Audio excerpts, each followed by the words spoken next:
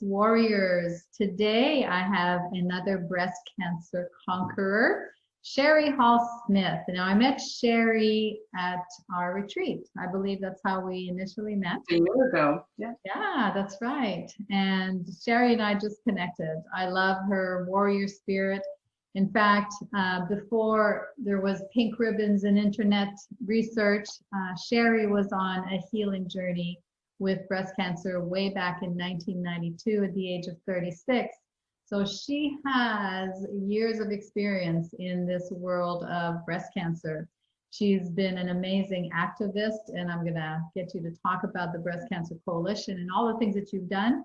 And she now has a website that says GotBallZ.org, and she has t-shirts called Life Takes Balls, and she has beautiful amethyst bracelets that say Got BallZ on them, and I really appreciate and love everything that you do for advocating for women on a healing journey. So thanks for taking the time, Shari. I know you're busy.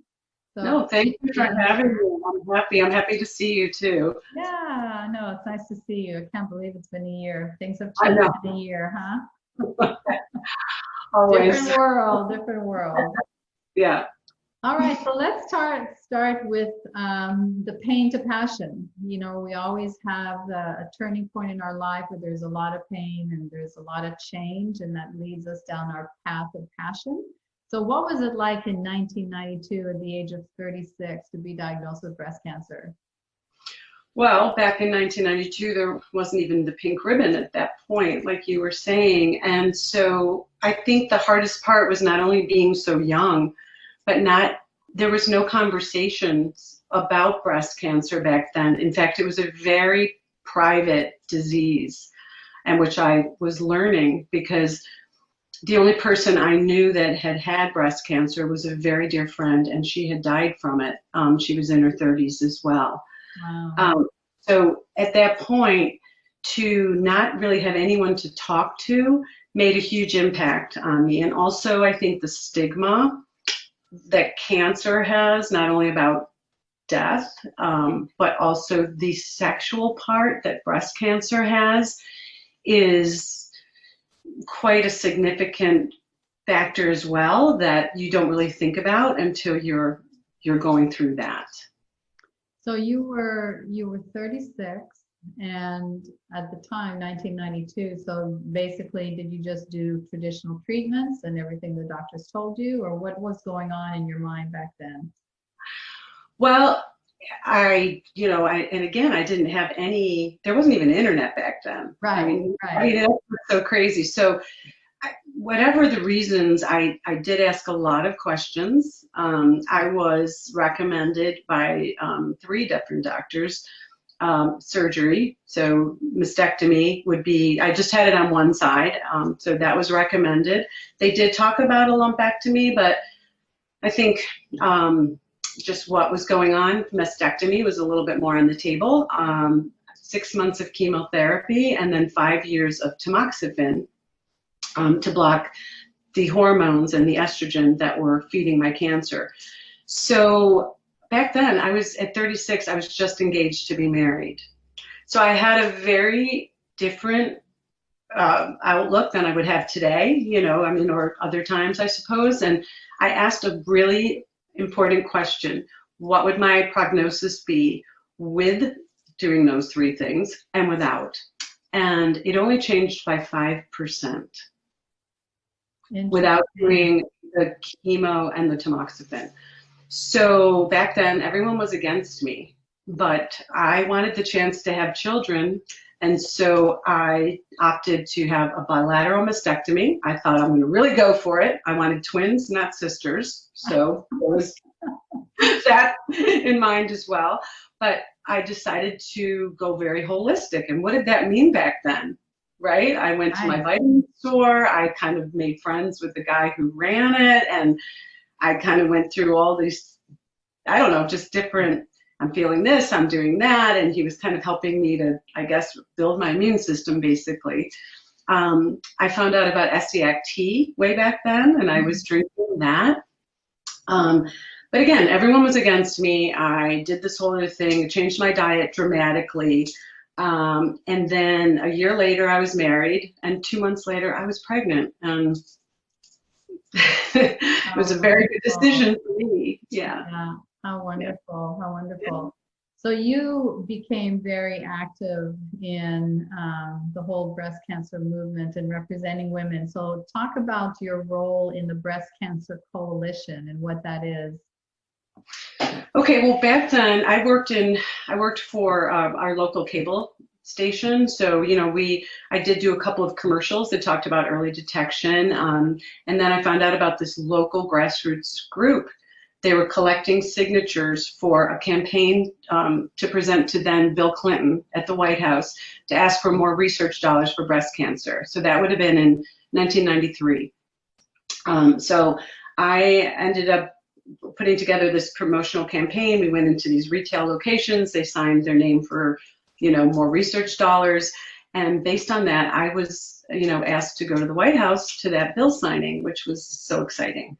So here I am just a year after, really, it was literally a year later, October 92 to October 93.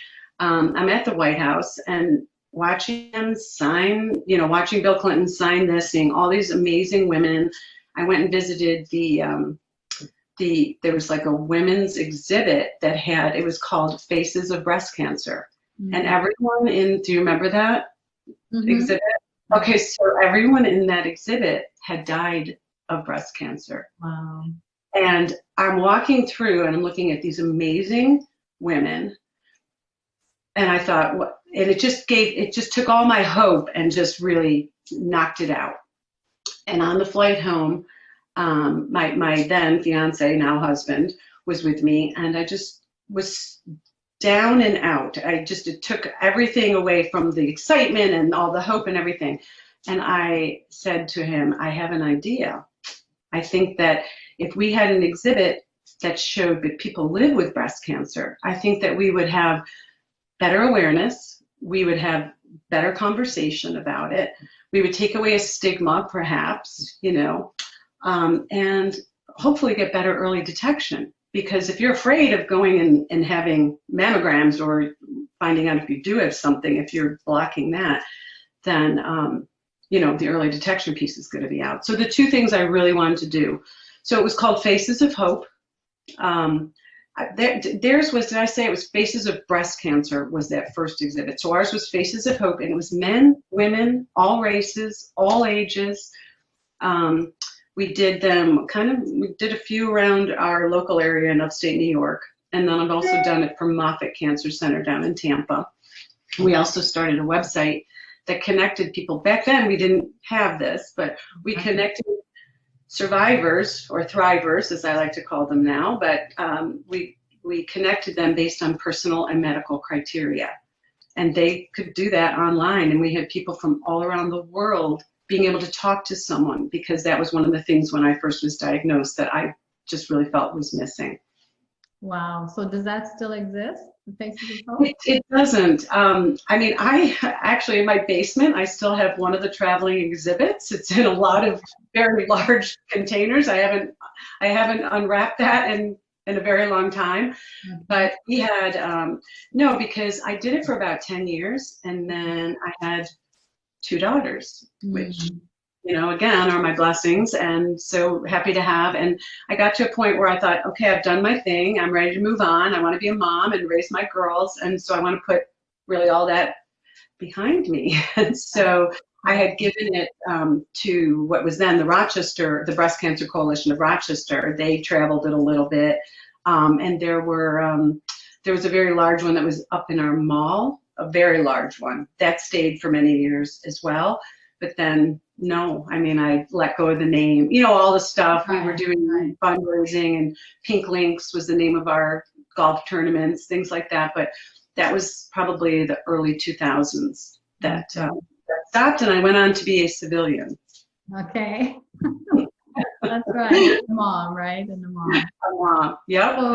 So what changes have you seen in 28 years in navigating breast cancer? I mean, I've seen changes since 2004 when I went through my first healing journey. So I could imagine 1992. Oh yeah, well, obviously the communication. I mean, now there's a huge sisterhood. I mean, it's completely different, you know. And so the awareness and I think the early detection have improved significantly. But then in 2014, I was re-diagnosed with metastatic breast cancer. And I think at that point is when I realized not enough has been done. I mean, there have been advances, I understand that, but for metastasized breast cancer, it's still, you know, no cure. There's still even the medications and the drugs that you need to do are very harsh, you know, with a lot of side effects.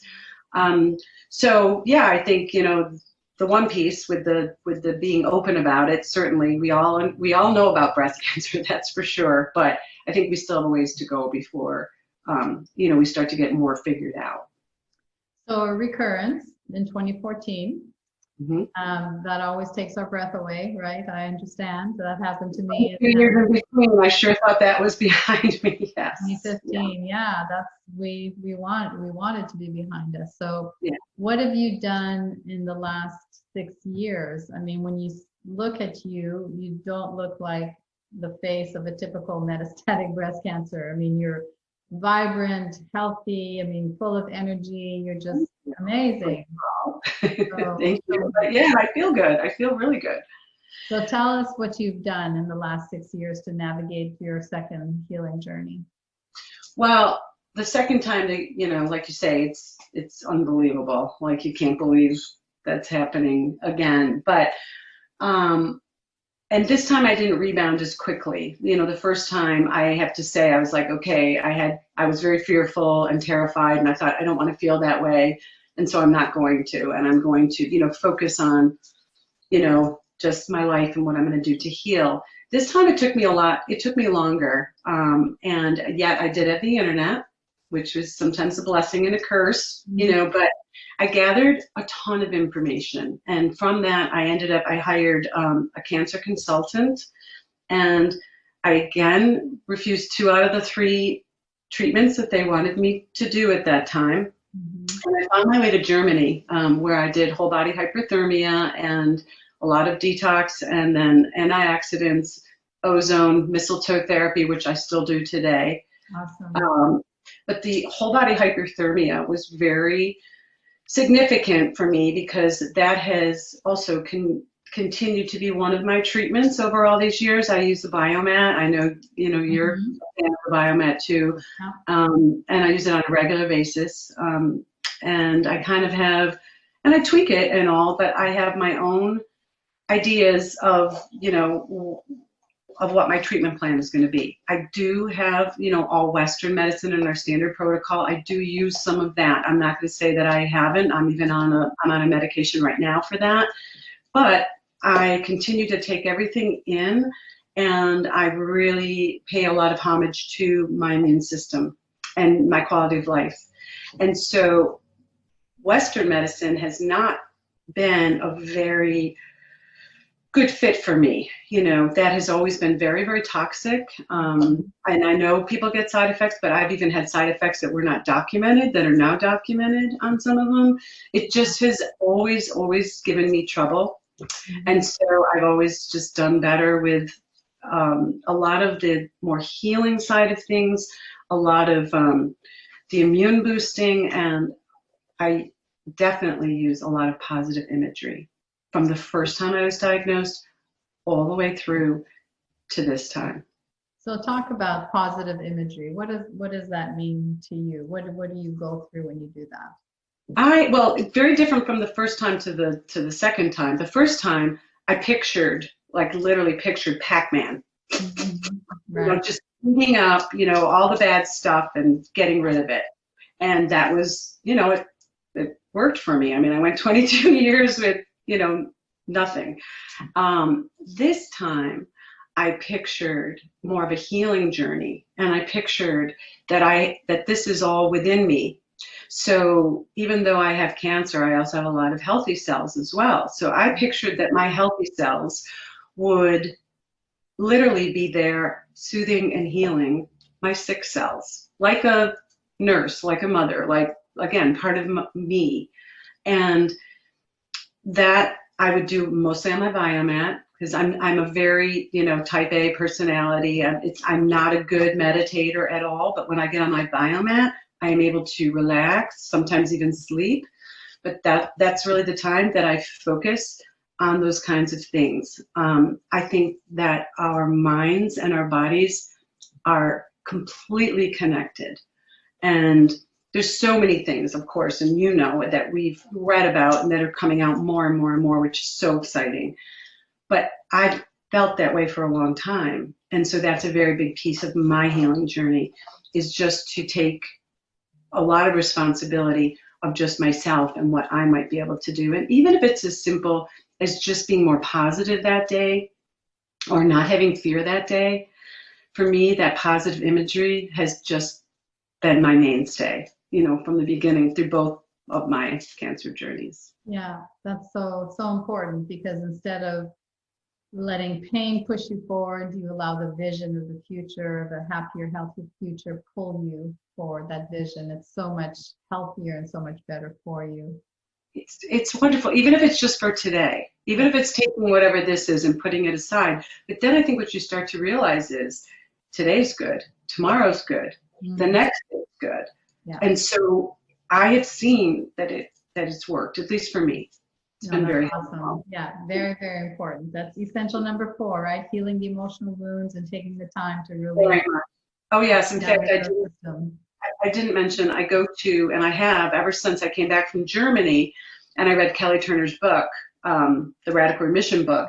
I thought, well, I'm doing so many of the things that are in that book, except the one that kept drawing me was the negative emotions, releasing the negative emotions, because we all have them. We all have them from anything in our life, So I go to an energy healer, and I have been going for over 6 years now. I actually have 2. I kind of rotate the 2, but it's very much a part of my releasing negative emotions, because again, they're in our cells. We push them down, but they are there. And even if they're subconscious, if we don't recognize them or pull them out or deal with them, then they're going to always just be there and just having a play in whatever it is that we've got going on. So that's a huge one for me, is getting rid of the negative emotions. Yeah, so true, so important. So what's the goal of your more recent advocacy? GotBallZ.org? Got BallZ, yeah. So the whole fear thing, which started really with the first time. I mean, the first night I was diagnosed with breast cancer back in 1992 was such a terrifying night that I never slept all night. I laid there. I was so clenched that I could barely walk the next day. And as the sun came up, I even thought, that was really bad. I don't want to feel like that again. And if I live with this disease, I don't want to feel like that again. And if I die from this disease, I don't want to feel like that again. Right. So fear for me has been a huge piece that I take and I put aside, that not today thing. Yeah. So the second time was obviously even more gripping and took me longer to get over the terror and get over the fear. But when I did, my story was written in a few places, and online, and people would find me and they'd ask me, how are you not afraid? They weren't even asking me what I did to heal myself. They're saying, how are you not afraid? Because this is my biggest problem. And it was such a difficult thing to try and kind of parlay, from me, this is how I do it. So I started, just for my friends or just for some of these people, I started making the bracelets, and some had, round beads, and they each had little balls and a little chain or a little charm on them, and I'd give them to someone and I'd say, okay, here, now you have an extra set. Now you've got balls. And I'd say, so if you get afraid, just hold on to this and just think about me or think about whatever, is going to get rid of your fear, because that's what you need to do. So my advocacy this time was to get people to kind of stop, a stop sign on their fear. And then really, when you can do that, you're able to gather options and you're able to make better decisions when you're not afraid. So this entire thing about the whole Got BallZ, advocacy and the website and the shirts and the bracelets and everything is all about that. There's not a lot I can do as one person as far as research, or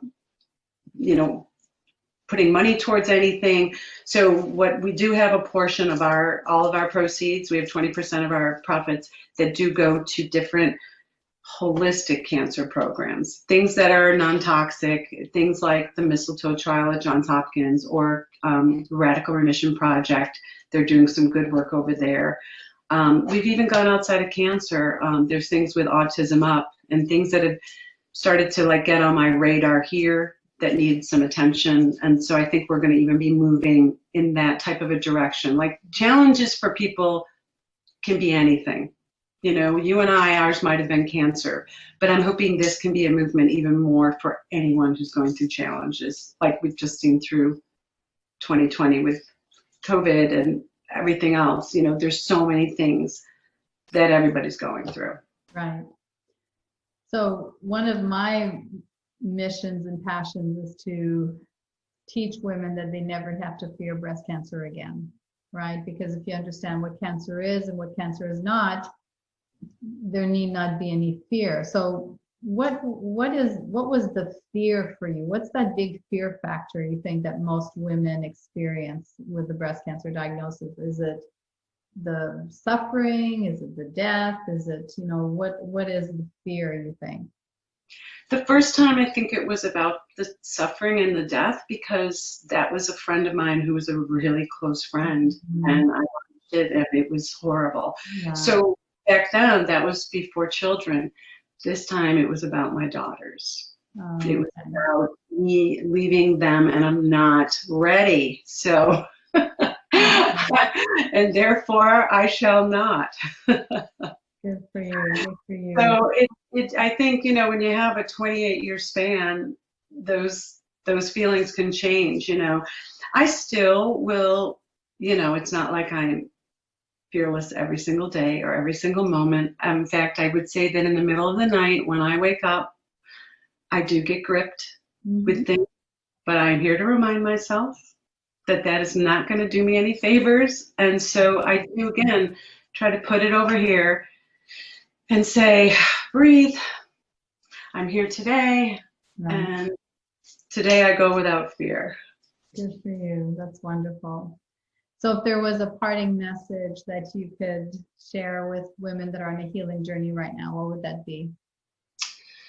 I would say try to put your fear aside, and then research, really research. And, when I came to your workshop last year, I went to, it's more of a reset, I'm thinking. I thought, I know so much about everything. I've been all these years and I'm always researching. And I thought I just sort of needed a little bit of a reset. Right. I sat there furiously writing. You probably saw me taking pictures of your screens because I learned so much in there, and there's so much to learn. There's so much out there. And the thing is, not everything, it's not one size fits all. Yeah. So put your fear aside, research as much as you can, make a plan, an individualized plan for yourself. It might keep resetting a little bit, but make it and work it and live your life. Yeah. Test, assess, get in a community of people, get some support, women that are on the same journey as you, because really this one study that I always refer to, it's an 11-year study on women who had breast cancer, and they found that if they had community support and learned to manage their stress, they had a 75% decreased risk of dying from breast cancer. That's huge. 75%. That's just from connecting and managing your stress. I mean, that's big. Yeah. It's huge. Yeah. So Shari, tell us where people can find you and where they can get your beautiful t-shirts and T-shirts, my balls, all my stuff. Okay, so www.gotbalz.org.